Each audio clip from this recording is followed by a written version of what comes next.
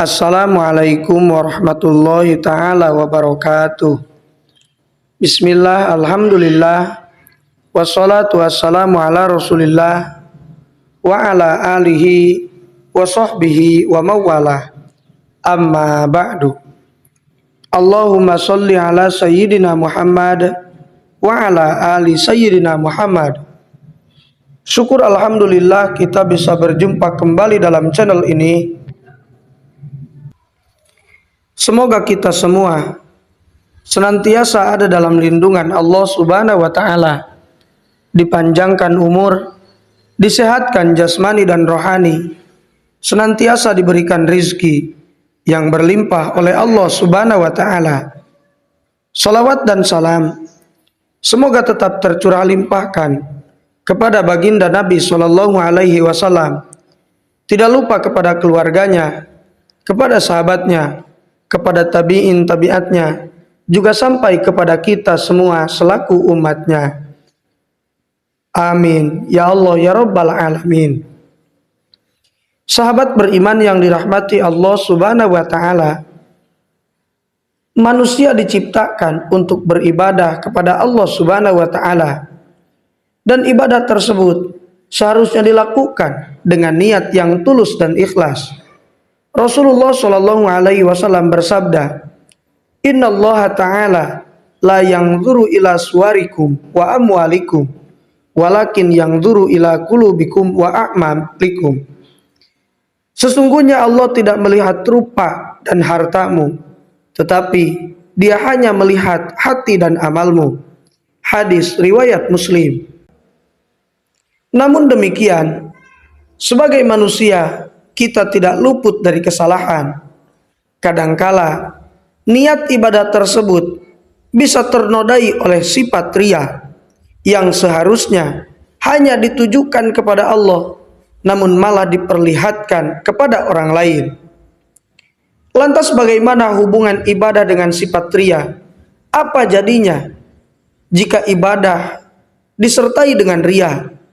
Simaklah video ini sampai akhir agar tidak gagal paham, dan jangan lupa untuk mendukung channel ini agar menjadi channel yang lebih baik dan lebih bermanfaat lagi dengan cara menekan tombol subscribe, like, komen, dan juga share sebanyak-banyaknya, dan aktifkan selalu lonceng notifikasinya agar tidak ketinggalan hal-hal terbaru yang kami update dalam channel ini.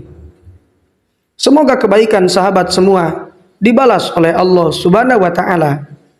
Sahabat beriman yang dirahmati Allah Subhanahu wa taala, ada 3 jenis riya dalam ibadah. Yang pertama, motivasi ibadah seseorang yang murni ingin dilihat oleh manusia.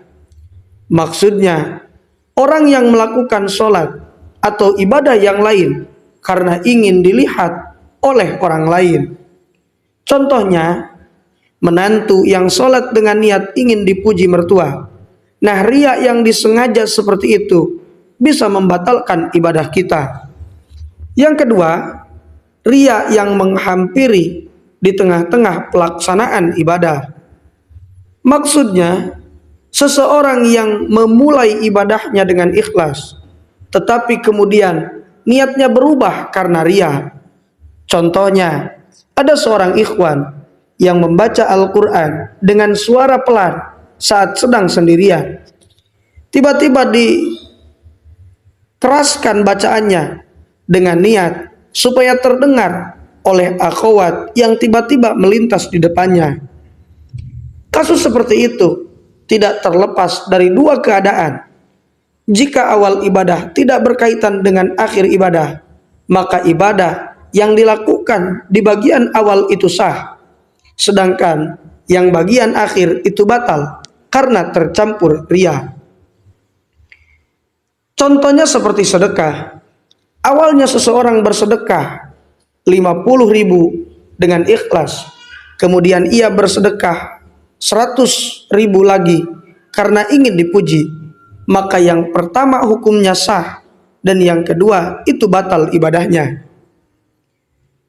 Sahabat beriman yang dirahmati Allah Subhanahu wa taala, yang ketiga, riya yang menyerang usai berakhirnya ibadah. Pada kondisi ini, tidak berpengaruh sama sekali dan tidak membatalkan ibadah yang dilakukan, karena ibadah telah sempurna dilakukan dengan ikhlas. Maka hadirnya riya usai ibadah tidak merusak ibadah tersebut. Hal ini didasarkan pada sabda Nabi Muhammad SAW, barang siapa yang merasa senang dengan kebaikannya dan gelisah karena keburukannya, maka dialah seorang mukmin. Ketika Nabi SAW ditanya tentang hal ini, beliau bersabda, itulah kabar gembira yang disegerakan bagi orang beriman. Sahabat beriman, dengan demikian, seorang muslim perlu memperhatikan ibadahnya mulai dari awal hingga akhir. Jangan sampai ibadah yang dikerjakan itu ternodai keikhlasannya oleh riya dan pahalanya terkikis habis oleh dosa karena riya tersebut.